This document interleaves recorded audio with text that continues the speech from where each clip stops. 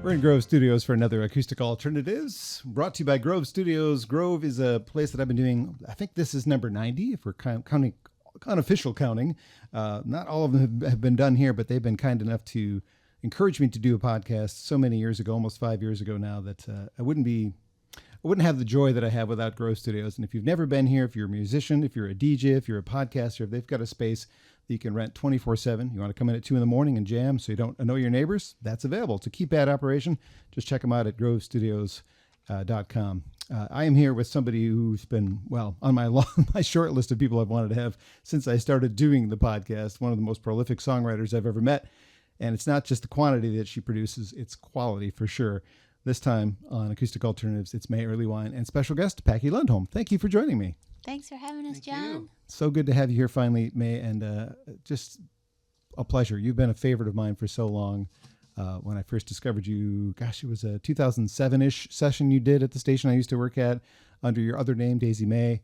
And back then, it was, I think it was the Mother Moon record you were promoting. So Big Mama Brown was one that you played in there. Oh my gosh! And yeah. I played that over. That was probably the most common song that I played on my Sunday show when I used to have a Sunday show there to promote one of your shows, until I had other things to pick from that were acoustic based. So it is an excellent starting point for me for your music. I know there was a few things that I missed before that, but certainly one that sticks in my head. And I actually know that recording better than the album version, which is kind of funny. Oh, that's so sweet. It's pretty similar, but you had a pretty great band in there that day.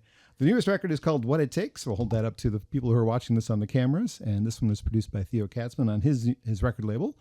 You want to just jump into a song before we do conversation? One of the ones from this record? Sure, yeah. This is on the 10 Good Songs label. This is a love song, and it's called My Speed. 1, 2, 3.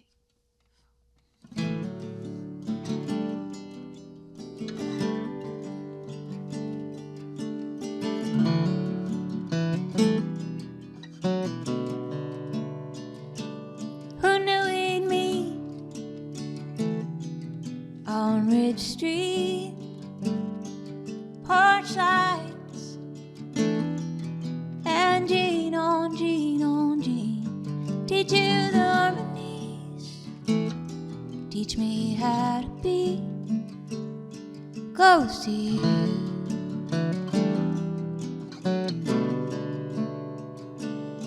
You got a good name for everything. Oh, guitar strings and never-ending endings. Give you my good days if you show me the way close to you.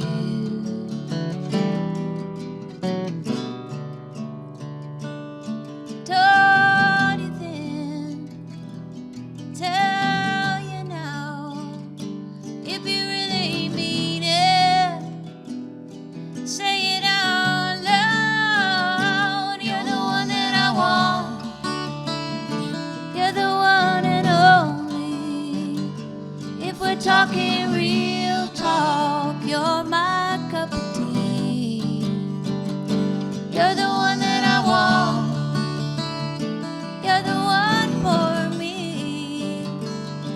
This is the human race, baby, you're my speed.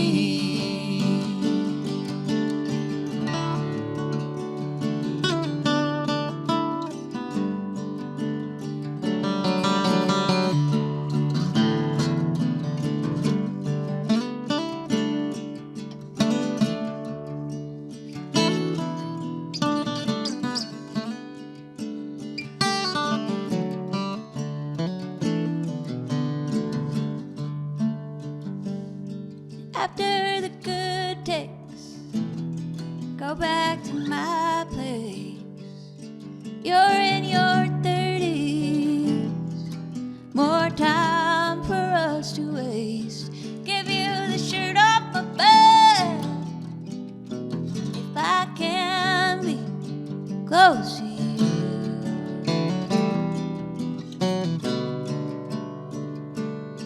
Told you then, tell you now, if you really mean it.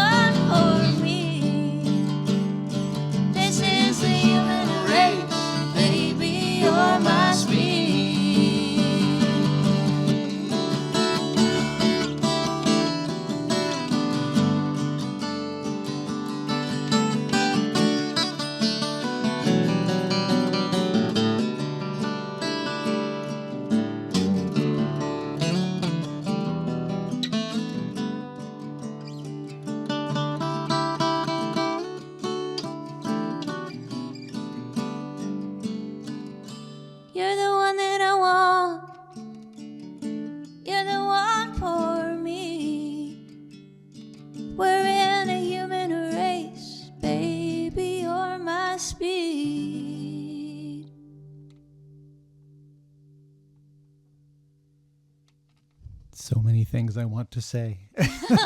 There's just so much bottled up in me. Let's start with May Erlewine on Acoustic Alternatives. That's from the album What It Takes, My Speed.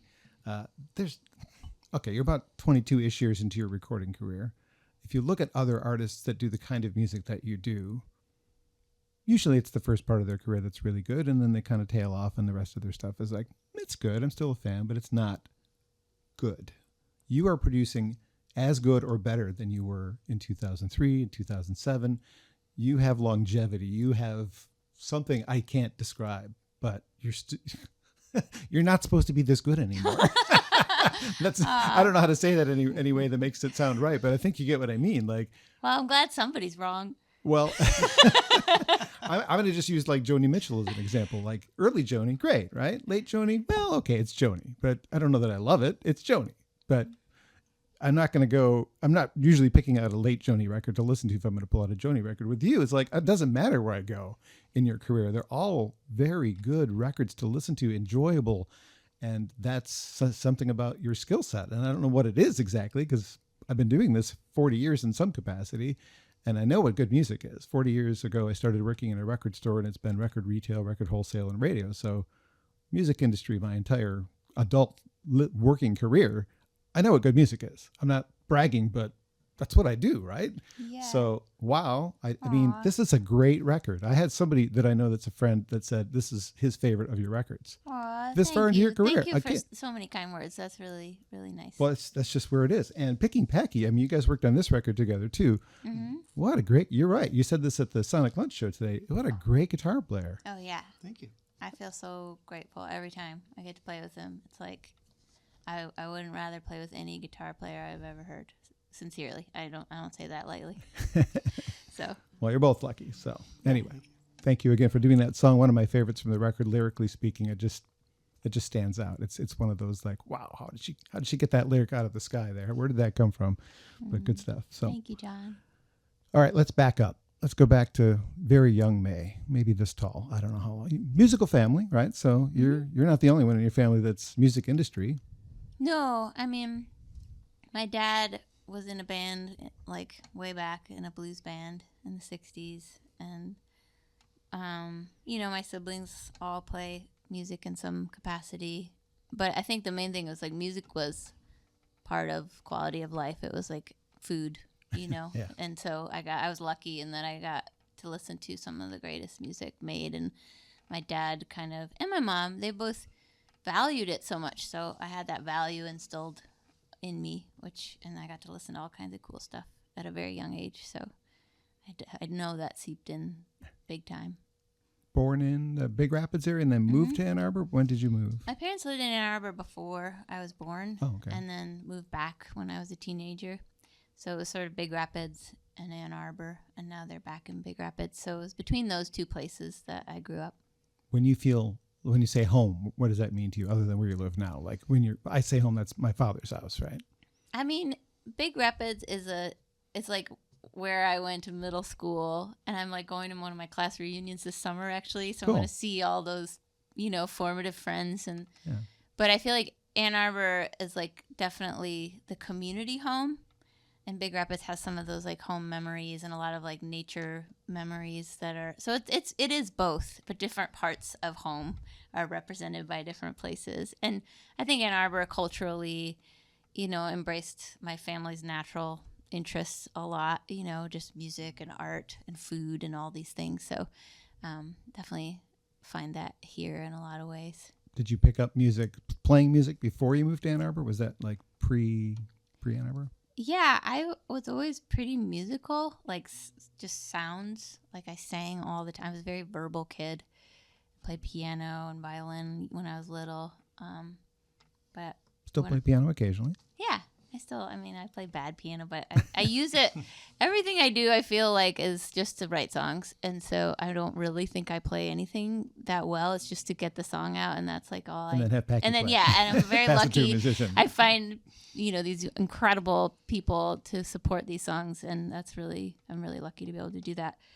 But I picked up a guitar when I was 11, and I wrote my first, like, song on a guitar that had, like, I'm a songwriter. And I just knew in that moment that was something that would be fun for me to do in this life. It was just like one of those big life moments. Like, oh, and I just kept writing. So I haven't stopped writing songs since that sort of initial moment. Wow. Did you have any sense of what your father was doing? Like, apparently he was in a band with Iggy Pop before Iggy Pop was Iggy Pop, right? Yes, he was. Iggy Pop was the drummer. And my dad gave him the nickname Iggy because he was in a frat band called the Iguanas. That's and right. So they kind of were, I think, making fun of him a little bit because he was in a frat band and they moved him up to, a real blues band. And so they were teasing him a little bit, I think, if I got the story right. But yeah, they were in a blues band and, played around a bunch. And my dad loves that music, and he helped to support the Ann Arbor Blues Jazz Festival. And so he got to talk with a lot of those blues musicians. So I think blues is in his soul in a lot of ways. Did you have any understanding on how much of an impact what he was part of culture, like Iggy, culturally speaking, gave us punk rock and grunge, really, I imagine, from his lineage? Like your dad was kind of part of the original scene. And then he also, in the 90s, founded the All Music Guide, right? Mm-hmm. So you were like you were destined almost to be music. Yeah, music was a big part of things for sure. And my dad is just somebody who does a lot and gets in there and likes to be part of the scene. And he's an archivist and he cares about all that stuff so much. So he's just done a lot of interesting things in his life. But I also think like that time was so rich. There's so many people just like so formative to so many things that we all now love that I just feel like anywhere you looked, you could throw a stone and be like, next to someone creating history and music that we all still like hold up in the highest regard. So sure. I don't know. Sometimes I wish I was alive then because it seems like it was just so much was happening so fast. And there's so much good music and everybody was sort of around and hanging out. So like my dad got to meet a lot of people at that time because they were all just hanging, being hippies and doing their thing. I know the All Music Guide website still exists. Is that still being updated, do you know? Because I looked at it the other day just to see if there were some relatively new albums, and it doesn't have a lot. So I'm not sure if it's actively being updated. So weird, off the wall. I honestly don't know. I know that it was. So if it isn't, it's probably fairly recent. Like my cousin was still writing pretty actively. But yeah, I'm not sure of the status now, or if it's like becoming more obsolete over time as things shift. But it had a long run. It did. I used it. Yeah. I run into people a lot that like had the book and they're like, yeah. oh my God. And these huge, I remember the first one, it was just like this big book and so much information they were trying to pack into one place. Impossible. Yeah, totally. Especially now because it's a level playing field. Anybody can put out a record, and it doesn't necessarily mean it's going to get noticed. It's going to be out there in the world, but it takes a lot to get noticed, which is good and bad. It gives everyone a chance, but you get lost in the shuffle. You can put out a record, it might be popular for a week or two and then forgotten about, which is crazy. Yeah. Because you spend 6 months putting it together, a year putting it together, 2 years writing, whatever. It's just the music industry, as I've watched it change over the 40 years, is both better and worse. It's like, I love the fact that there's an equal playing field and everyone has a chance and you don't need to be on a label to be heard. But on the other hand, there's just so much to pick from now. It's hard to find the good stuff. Part of the reason I do this, it's not for me to make any money. It's for me to say, hey, anybody who cares about what I care about, this is what I think is good. So whether it matters to you or not, this is my way of saying, check out this good music. So. Thanks for doing that. It matters a lot. And I still feel like those small like connection points make a bigger difference than a lot of other big industry stuff. Like someone saying, hey, this is good. Check it out. It's like, oh, I'm going to then. Okay. Good. I'm glad it matters. Yeah, I'm glad you're doing this. And thank you for having us. Of course. Yeah. Being around that rock world as a kid, is that the kind of music you started playing first? Was it more rock stuff than you're doing? Although this is a rock record. I mean, what it takes is a rock record. If I had one, that's it so far. Yeah. I mean, there's rock-ish songs. You can rock a lot harder than that, but for me, it's rock and roll. No, it's a rock record. Yeah, that was really fun to do. I mean, my dad, he listened to blues and jazz and soul singers, and my mom listened to folk singers, and so I had this kind of perfect songwriter mix, because some of those old soul songs are so beautifully written, and my mom also liked country, so I just had these great writers at an early age, so I feel like I had a lot of good examples and things to look to of like what a song is and the stories and stuff. So my music, since I first started writing, I don't feel like it's changed drastically. Like I feel like they're just like my songs. And there's like all these different little sort of genre tilts you can hear, but none of them are, it's like I'm just like a songwriter, you know? And so I think I didn't feel super influenced by a genre. I felt more influenced by the singing and the stories, and I got to listen to a lot of the great singers. And so just like how you phrase and tell a story, it was very important to me. And I think that's what I got most out of what my dad and mom listened to. Does that make sense? Yeah, it makes sense. Was there ever anything else you wanted to do with yourself than what you're doing? I mean, every day I'm like, oh, I could be a potter, or I could be a midwife, or like I love so many things that, yeah. But then when I think about how to like the impact and what it feels like, well, for the people who find this music and find it useful to them, I feel like as far as like being of service to my community or the people that I'm around, like music feels like the most impact that I can have for one person, you know, right now anyways. So I feel like it's the right thing. And if it becomes something else, I'll know, I guess. But I sure do love it. And I love writing songs. And, you know, the power of music is so humbling always. Like I just am never not amazed by how much it can change people and help people. And like every show, I feel like someone says something where I'm like, wow, I'm glad that you were here, and I'm glad we were here, and I'm glad all this happened, because that's important, and that's just what music does. So it feels good to devote my life to something that is doing that for people, and for me too. Like music helps me more than most things also. I'm sure you're writing about things that are going on, and it's your way of like processing, right? Yeah, definitely. Well, 2003 is when you put out your debut record. I mean, you wish you were born earlier. If you'd put that same record out in 1973, let's say, there wasn't really a big independent label scene. Like to put it out in 2003, you had a chance. You had a chance to be heard. But back then, it would have just been lost if you weren't on Elektra or Columbia or whatever. No one would have heard you. Almost nobody. But I guess fortunately for us, you were born in a later time when we get to hear your records. You have a way to promote your own records. Do you ever play any songs from that first record? I go see you frequently, and you don't go back that much. From Sleepless? I mean, even, yeah. I once in a while will play stuff from Heart Song. I don't play stuff from Sleepless. I love some of those songs, like just in my own being, like I still feel very connected to them. So it's not like, oh, I don't like those anymore, or they're not me anymore. It's more of just like, they're a whole place to go, and like nobody that I play music with regularly knows them and will know how to go. It's like I can go there, and I just don't, I think, because it's kind of, I feel like it's a little sacred maybe. It's like this like origin point.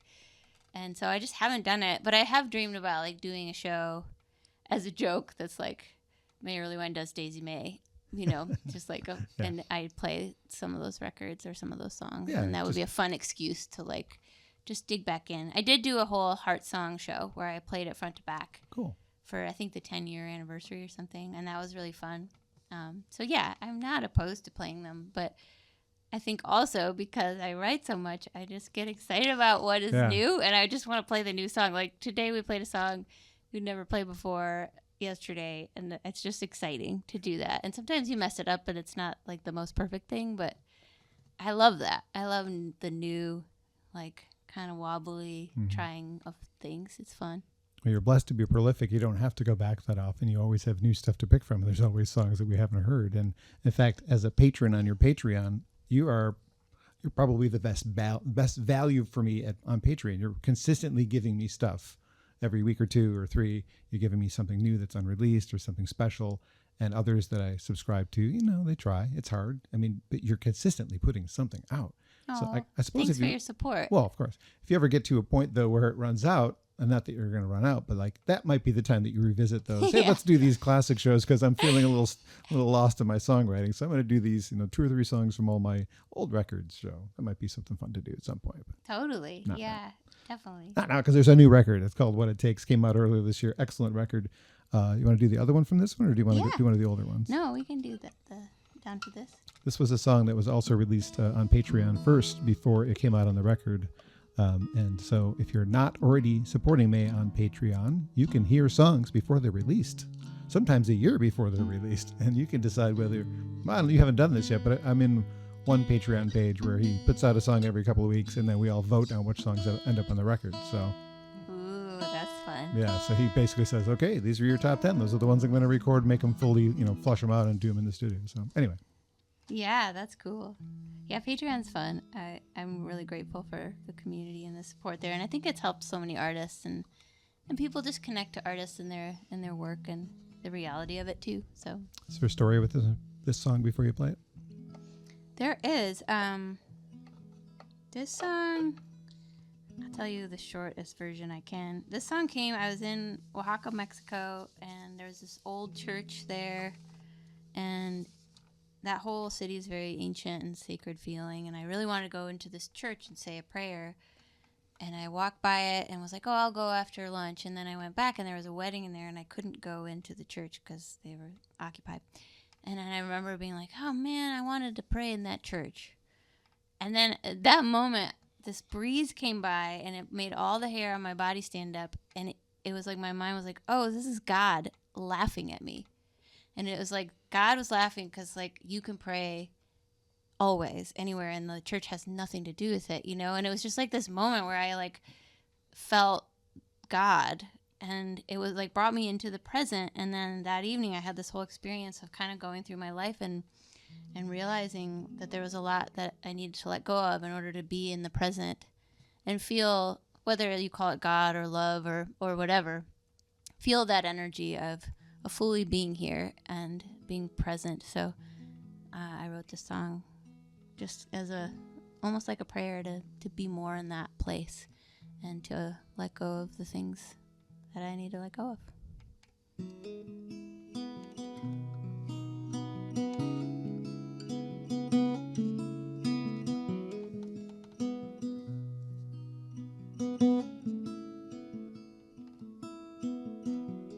Heard you're back in that line. I still wish that you were mine. And I'm wishing most of always. And it's no real place to live, wanting what you could not give. You can't build a home of hallways. And there's no use clinging to what never will be. And there's no sense keeping future company if it all comes down to this. This is what this is, I guess I'll live in the moment. If we're really made of stars, and there's no end to what we are if you've got light. Go on, show it if it all comes down to this.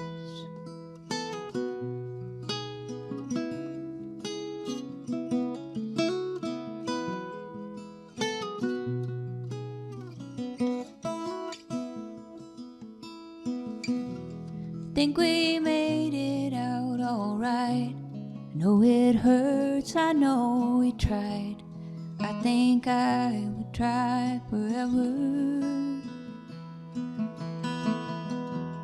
It's not possible to breathe under the weight if you believe you're not getting any better.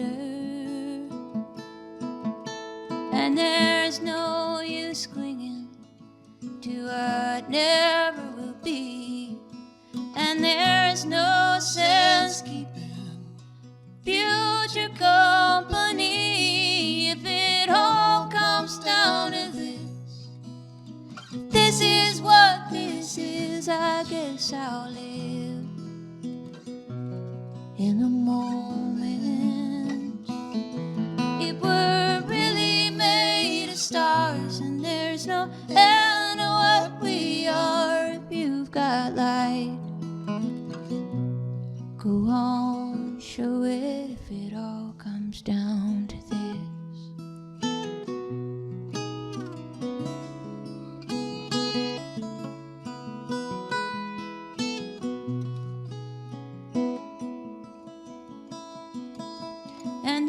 there's no use clinging to what never will be, and there's no sense keeping future company. If it all comes down to this is what this is, I guess I'll live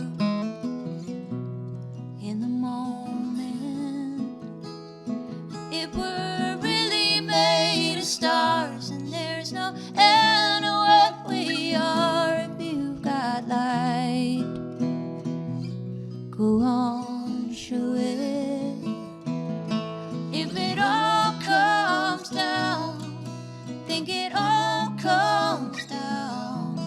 If it all comes down to this, if it all comes down, think it all comes down. If it all comes down to this.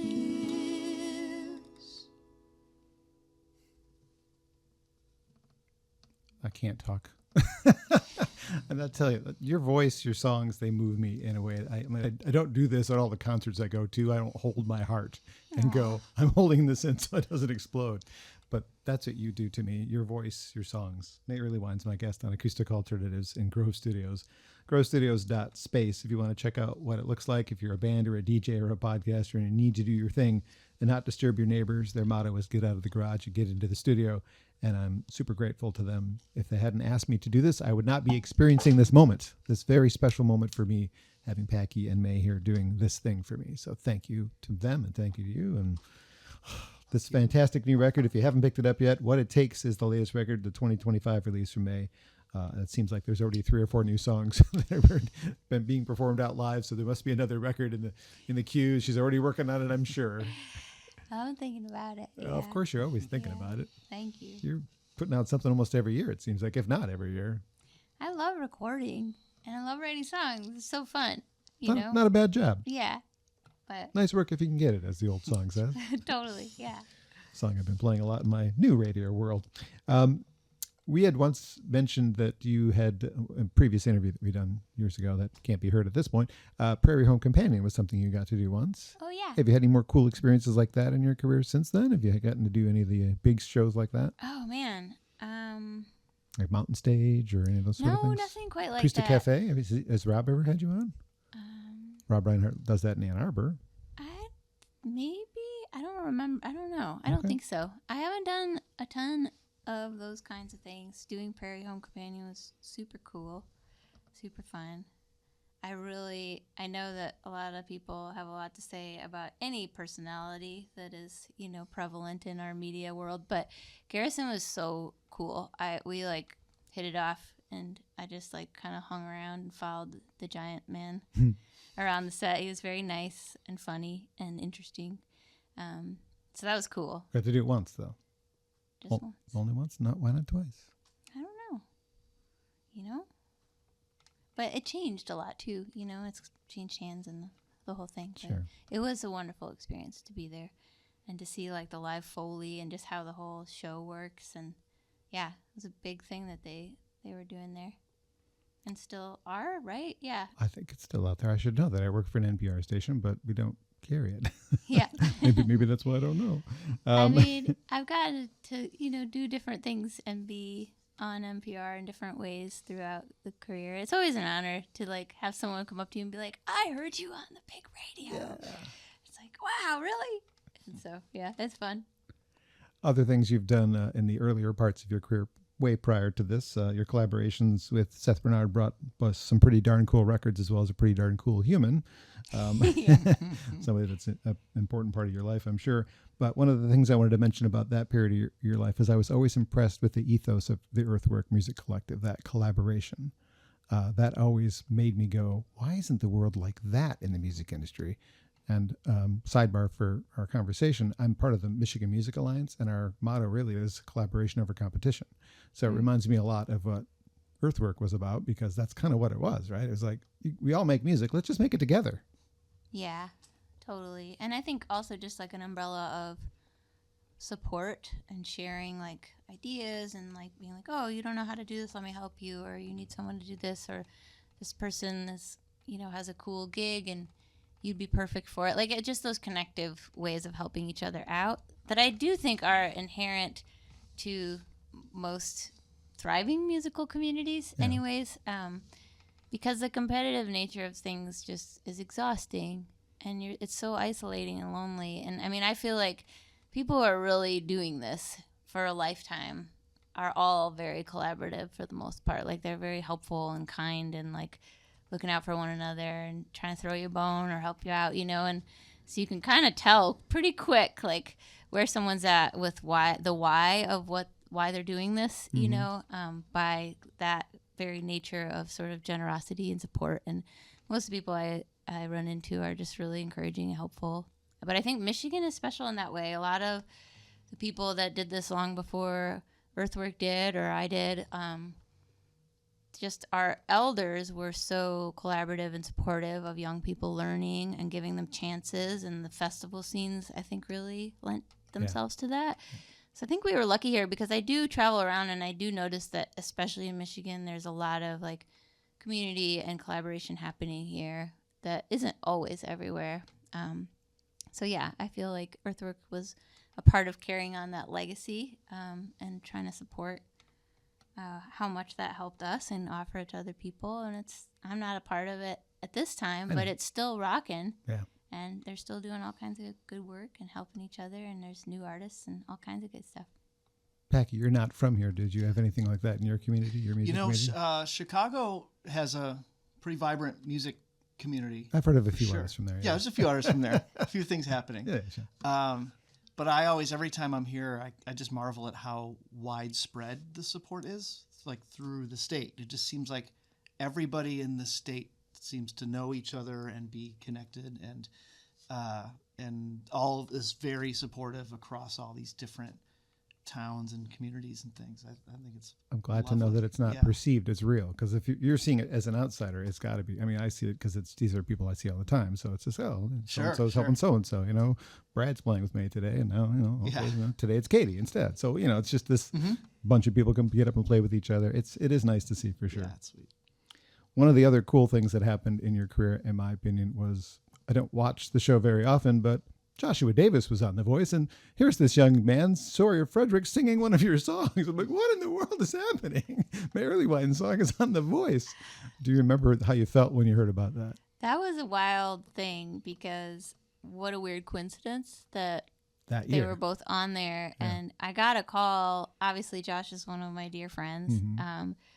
I got a call from The Voice saying that someone on The Voice wanted to use one of my songs, and they had to get the licensing clearance, and it had to happen like now. Like, it was very TV, and I just assumed that it was Josh. Yeah.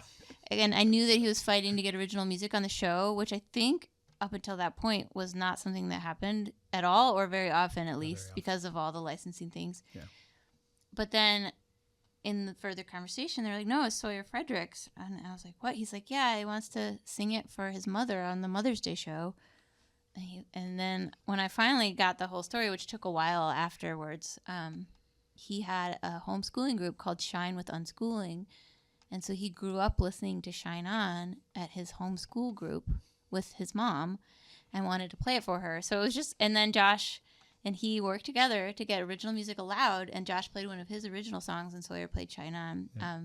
So it was actually pretty sweet on many, many levels that's how that song ended up there. And the fact that it was for his mom, and I was also home educated for a part of my childhood, so that was another little like connector, and they didn't know that. So it was just all these like parts of the world connecting, and then seeing original music on The Voice was exciting for us, independent songwriters out here. I was like, yeah. So it was cool. It was exciting. And I was excited to, for my friends on there.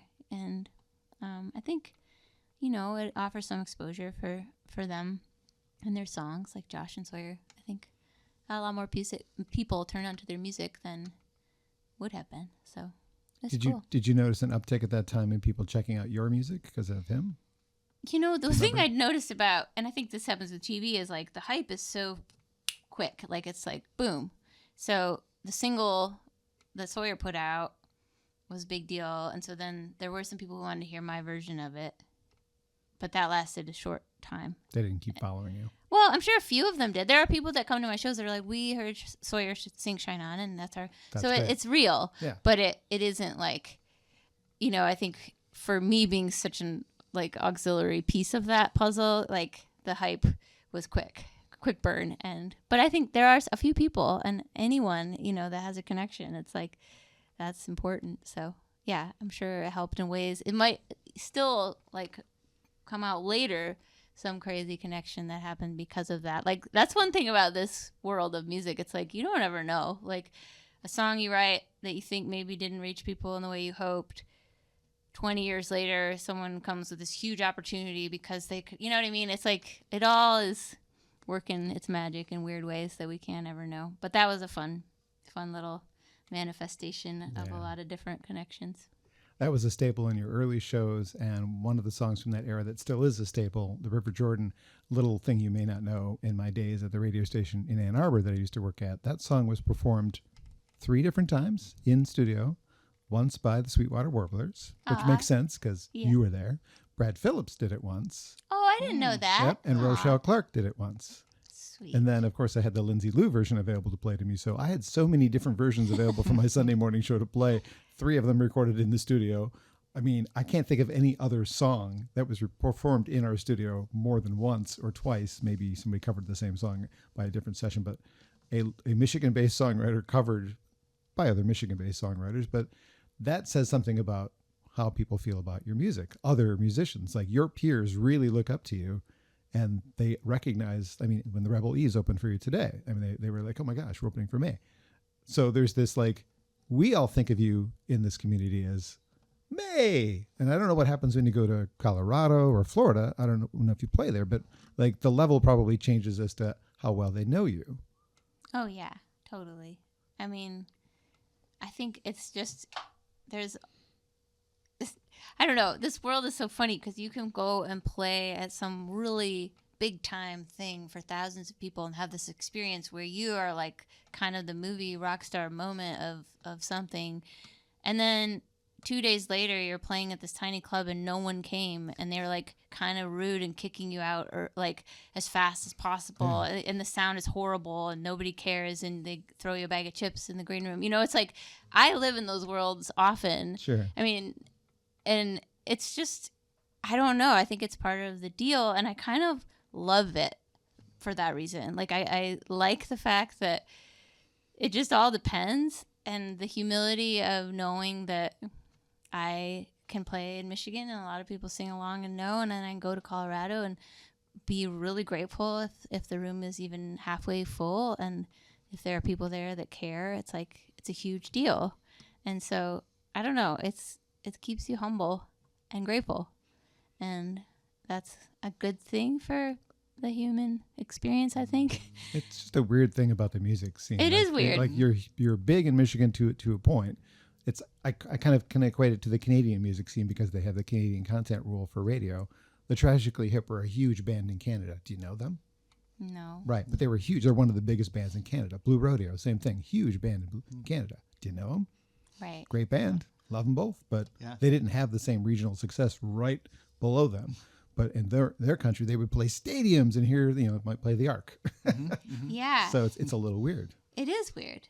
And yeah, I don't, it's just like, then again, it goes back to connecting to actual people and how important like word of mouth and just actual connection to community is versus a hype machine or whatever. Like, you're not going to reach people unless you actually do in the end. So yeah, it's interesting though. And I don't think anyone ever knows which way it's going to go, or there's not always a rhyme or reason. Like, sometimes a band just hits something right and then they just go poof, and they're like, I don't know what happened, but here we are. So yeah. It's kind of fun and kind of ridiculous for those reasons. Shine On and River Jordan are 2 classics from your past. There's a couple of others that really reached my heart, and I asked before we started the interview if you would include those into the session. So pick one of the 2, and we'll talk again after that. Okay, I think let's do Love and Desire. Please. So this is from my last record. which Theo Katzman also produced, and Packy also played on that record too. So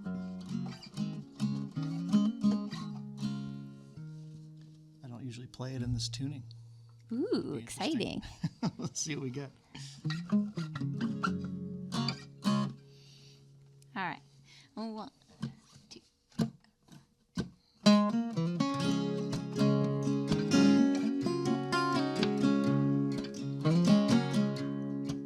I won't find a sound to drown out the trouble in me.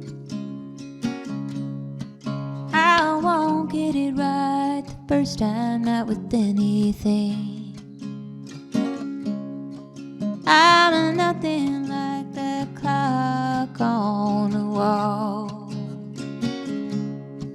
I just give you all my time, that's all. If you're running out of things to say, if your heart is on fire, I'll meet you at the corner of love and desire. I won't find a way to live out the fantasy. No white picket fence or happy ever ending. I'm nothing like that picture in a frame.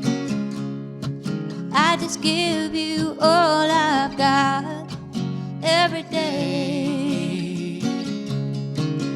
If you're running out of things to say, if you're trying to get high, I'll meet you at the corner of love and desire. Right back.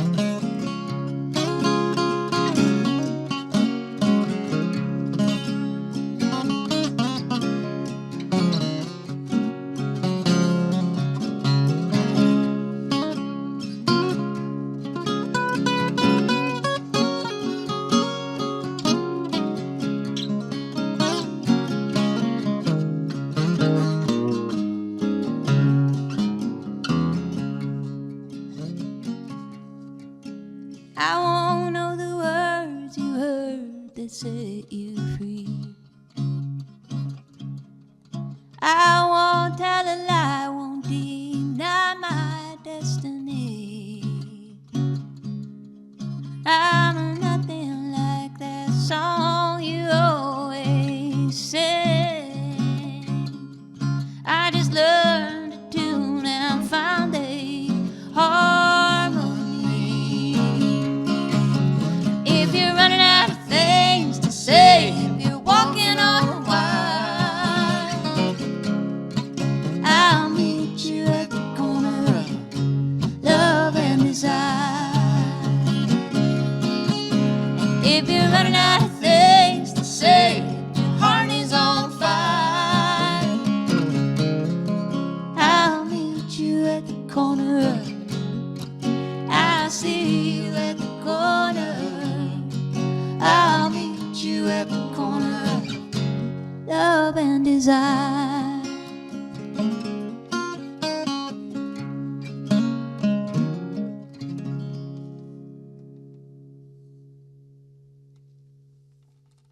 My heart is smiling. Aw. The listeners should thank me for not singing along to anything you've played so far, because I've tried not to, and nobody wants to hear my voice. I might have a good talking voice, but it's not a good singing voice. I wasn't blessed with that. Not that lucky. Love and Desire. I'll call it a classic because it is for me. May Erlewine is my guest on Acoustic Alternatives today. If you're one of the several people who joined my page and started following me on the YouTube channel because of the Jeff Daniels interview, and maybe you've decided that what I do is pretty cool, if you're not moved by this performance, if you're not moved by this, I don't know what to do with you, because this is great music. This is the music that I've wanted to share really almost the whole time I've been doing this, because May is just one of the most prolific songwriters, best songwriters I know. She writes about love. She writes about political things, positivity, healing.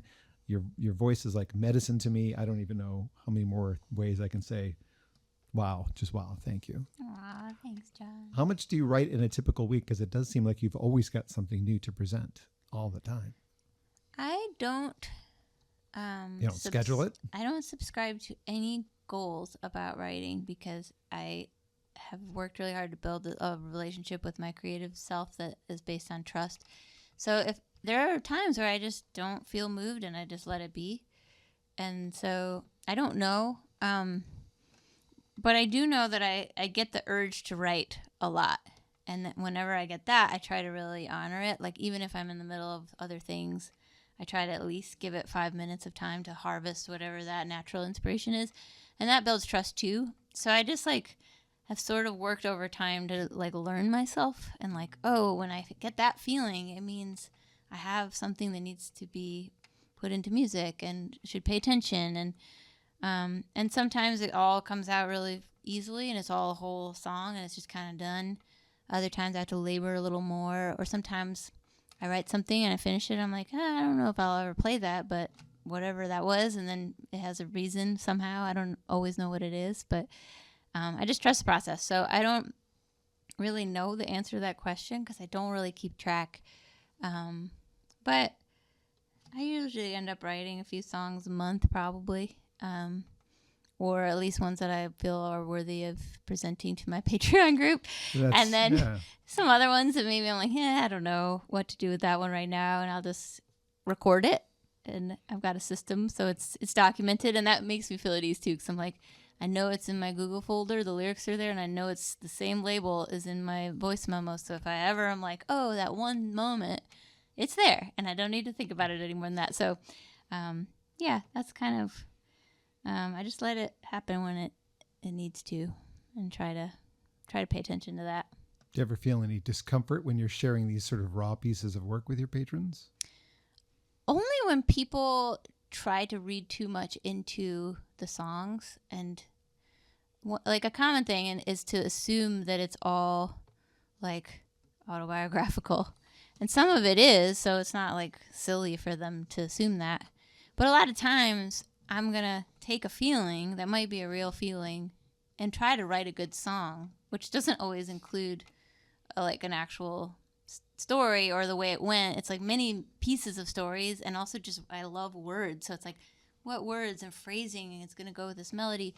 So I will lean and cater to what the song needs before any concern about whether it's like real, because the feeling is real and that's all I care about. And that if it feels good, it's a song, then that's the other piece that I'm trying to work on. So when people think that it's all me and 100% real and like start attaching ideas about that gets uncomfortable for me, because then I feel the need to explain myself, which I don't ever like to have to explain myself. Like, oh, that song's not about that. Like, because I like people to be able to think whatever. But when it gets a little too close to home or the relationship's a little personal and they think, oh, this song is definitely about this, and they might have their own feelings about that in relation to me, that's kind of a weird zone. And that's the price I pay for writing very raw, emotional, personal feelings. It's like some people are going to think that that's all just my life. Yeah. And I think that just has to be okay with me to do this. And most of the time it is, but once in a while I'm like, no. Yeah. And that's okay. I don't know. I'll take it. There's a book about Joni Mitchell, and they're talking about when she invited her friends, and I'm like kind of paraphrasing this, but she invited her peers to come listen to Blue.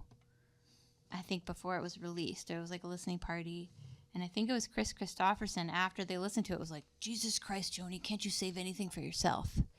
And I remember reading that and being like, that's me. Like, I am that same way. And thank God to me that Joni was the way she is, because I needed her. She's helped me and she's helped so many people, but it's not for everyone. And some people think it's too much. And so it's comforting to just read like, okay, yeah, like we aren't all going to be for everybody. And some of this raw, like deep emotional place I go isn't somebody's cup of tea, or they don't want to hear about it. And so, I think it's just, you do have to pay some prices with that energy, and it's okay. But I look to people like her to pave the way, make room for the vulnerable things, because that's just what comes out. So I'm not going to try to edit it down to be less whatever, Just be you. So, yeah. So be real. I think that's what people but expect. there's moments, Yeah, sure. that it's weird. Probably. Well, we'll do this when we're not recording, but I do attach my own story to one of your songs. In fact, it's the other one we're going to have you play, but I won't quiz you because this lives on the internet forever in case I'm wrong. We'll have that in a private conversation. But remind me when we're done to ask you if I'm right about what the song is about. But anyway, I have at least one dream album for you to do, and it would be a duets album with Antoine Stanley, because the times I've seen you sing together, oh my God, that needs to happen. I love singing with Antoine. Do like a GoFundMe or something to fund that record. Make that happen. I would love to, and I bet you Antoine would tolerate it. He's so generous with his voice and his time, and he's very sweet to me and so many people. But yeah, I would love that. I love singing with him. He's just like pure joy when he sings. It's like, and so it feels just so good to be in his singing presence. I love the space he holds. One of the other things that I'm not in charge of your career in any way, shape, or form, but that is like one thing I'd like you to do. And another thing I think you should do, and it's just a suggestion, because a lot of your records are out of print at this point. Mm-hmm. Perhaps a fan voted on best of record. Like, let your patron fans say, if these 15 songs, pick your favorite 10 songs or whatever that were on a best of record, and then repress some of those older songs that aren't in existence on a CD or a vinyl, whatever you want to put it on. But I think that would be a nice way to make those things available again. Because even you have like, do you know you have 3 YouTube channels? 3 YouTube I think channels? You have 3 YouTube channels. You have definitely have 2. And they don't have all the same records on them. Interesting. Yeah, it might be something to look into. One of them only has like 300 subscribers. The other one has enough for you to be monetized. So the ones you're not monetizing, because if you don't have 1,000 subscribers, you're not monetizing those views. So if they were combined, you'd be better off. But again, I think there's 3. There's definitely 2. It was very confusing I put together a best of myself, a YouTube playlist for people. Thanks. It's 88 songs or something long, which is kind of long for a best of. But I was having trouble finding songs from certain records because they're just not out there on that particular medium. And so it kind of got me thinking, like, it'd be nice if there was a way for fans who love these old songs and can't find them to put them on something. So just an idea. Yeah, thank you. I mean, it means a lot that somebody even thinks about all of those songs that live in the ethers. So thank you. Well, they're great songs. It would be fun to, find ways to make things easily accessible for folks. It's hard to keep up with all of it, and like the different ways people enjoy listening to music right now. It's so hard to figure out like what's the way, but I'm always trying to get the songs to the people who want to have them because it's important. We don't want to lose those old ones, though. Let's keep them alive. Thank you for that. I'll try to keep taking good care of them. The Patreon page is a great way to keep up on what's going on in your world. Something that I've discovered on there that most would not know about. Our mutual friend Jim Fleming seems to have inspired a song, I think, because he wrote some lyrics that actually made me really think hard. It was, I'm just a little past my prime for prime time, and I'm not old enough to be a legend, which made me think about where you are in your career a lot. And I thought to myself, that's kind of a weird spot to be in, because you're right. You know, I've seen a lot of artists that in this folk music realm, you know, they big crowds at the Arc, 400 every time they come through, and then, you know, it kind of peaks down, and now they're back playing small rooms or even smaller rooms. And you haven't done that. You're kind of still playing at the same level all the time, but my perception of where you should be is never ever be an opener unless you're opening for like Emmylou Harris or something like that. You're a headliner. And I don't know that this middle ground that you're in, I don't know how to get you to where you're playing bigger rooms. I mean, I think about these things and people that I'm really into, like what is keeping them from playing the Michigan Theater instead of, again, I love the Arc, but like a bigger room. Where is the divide between the crowd sizes? And I don't know how to change it, because we've been thinking about, I mentioned the Michigan Music Alliance not too long ago. It's, you know, where have the audiences gone since the pandemic? Some of them haven't come back to the rooms. Yeah, it's true. So I don't know how you grow at this point, in this weird point in your career I just mentioned in this lyric you wrote, because it is kind of a weird point. Like, you're not new anymore, but you're not old. You know, you're not Emmylou old. Yeah. But, you know, I know you want to keep going. This is what you do. Yeah.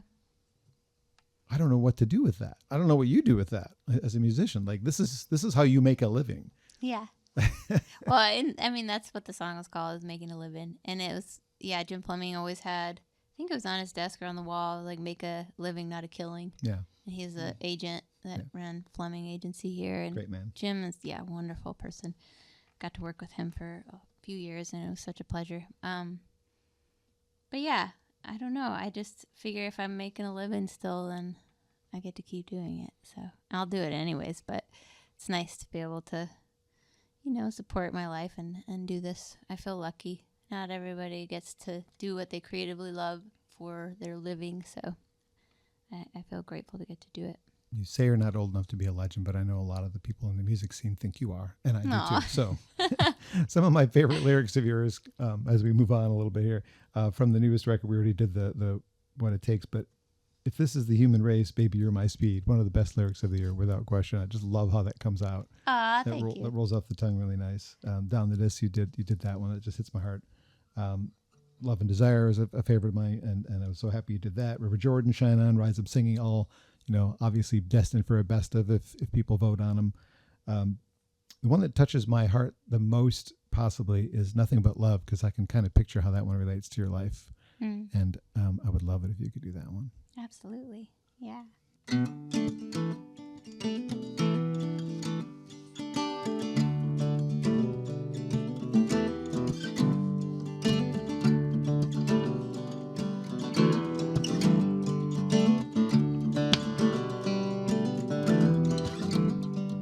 I've never seen a sunrise I regret. You can't take the beauty out of this, I guess. And there's never been a song of yours, my dear, doesn't fall softly on my ears. And I've got nothing but love for you, honey. I've got nothing but love. And there's a turn on a road somewhere, and we always seem to end up there. And I'm looking for a better way to go, but I'm getting lost, and I want you to know that I've got nothing but love for you, honey. I've got nothing but love.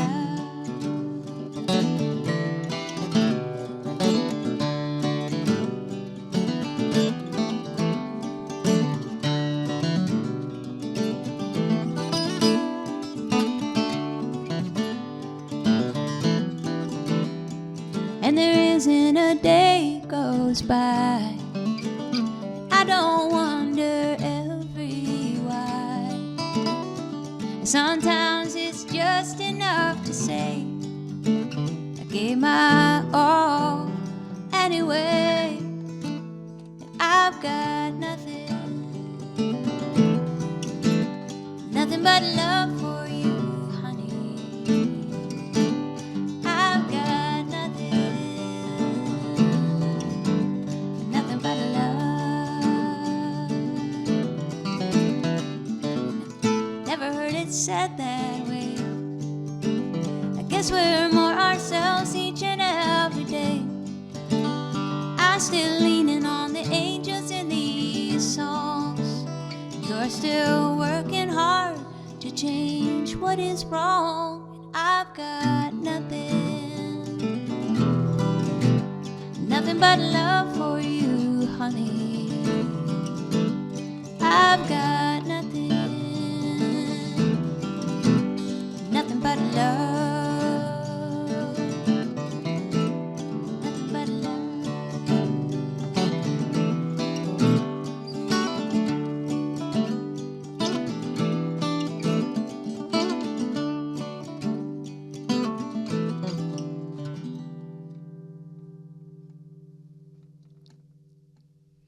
One of my absolute favorites from May Erlewine on Acoustic Alternatives at Grove Studios. Nothing but love. Grove Studios, the host of the podcast for almost everyone I've done has been here in the 5 years I've been doing it. There's been a few home visits to people's places. I went to Jeff's place, Jeff Daniels' place. A couple others have you have a piano, and we don't really have a piano. I do now, but that wasn't always an option for me to have a piano. So sometimes I have to go visit people. But Grove has been so kind and offered me a place to do this, and let me do this. GroveStudios.space if you want to find out more about it. And May, I know that you've got a few things going on. You've got a shirt for a song that isn't even out yet. You've got shirts for Lemonade for a song you haven't released, which is kind of cool. That's a future single, obviously, at some point. We Are the Solid is another new song you put out, right? Mm-hmm. Yeah. People want to keep up on other new songs you might be releasing. There's a Patreon page, which they can link to from your website, I assume, unless you know the Patreon blog. I think it's just May Erlewine, but yeah, you can get there on my website easy. One of the thrills in my life, other than this very moment, being with you guys both here, was during the pandemic when we're all, struggling and suffering and doing whatever we were to keep ourselves alive. You asked me to record an intro for a show for the Ark. Yeah. It didn't go as well when they tried to play it, but being asked by you to do that when I was really, my self-worth was in the toilet, having been let go from my job, and you really made a difference to me by asking me to do that. So thank you for the honor of that, and for the honor of your company and your songs and what you do for my heart.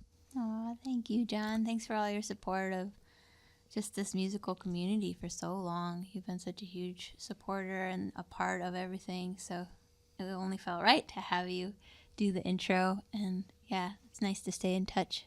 But I appreciate you and all you're doing. And I appreciate you. People can search out the new record on your website. It's available on CD and vinyl as well. Not online yet. Not online yet? Just at the shows. Just at the shows. Okay. And then there's all these other ones that are probably all out of... I mean, these are just a few of them. I've got the North Street. These are all great records, and these are only the ones that I have in my collection that are autographed already. So I left those ones at home. most of those you can get online still. Okay, good. Yeah. So these are records that I highly recommend, and this is an artist that if you're just discovering because of the podcast, go see her live. It is a spiritual moment to be there. Packy, thank you for your talent, and thanks for joining us. May, thank you so much. Thank you, John. Thanks to Grove Studios once again. We are in talks, we being Acoustic Alternatives, me, with my next guest. Might be Myron Elkins, and that would be really cool. Sweet. His first record being produced by the legendary Dave Cobb was a pretty good start for a guy. Not bad. And it was actually one of my earliest non-local guests who passed through here. And we were out in the parking lot just talking. They said, "Oh, we were just at a festival in Michigan. Have you heard of this guy, Myron Elkins?" I'm like, "No, I haven't. You should check him out." So I just listened without looking at him. And then I looked at him like, that voice comes out of that? Really? Because it just doesn't, it's this legendarily older sounding voice from like a 20-year-old. I don't know how old he was at the time, but it just was a mismatch of like, whoa, very impressive sound. So I hope it works out. We're talking about it, but subscribe to the channel if you want to find out if it happens. And again, thank you to you both. Thanks, you. John.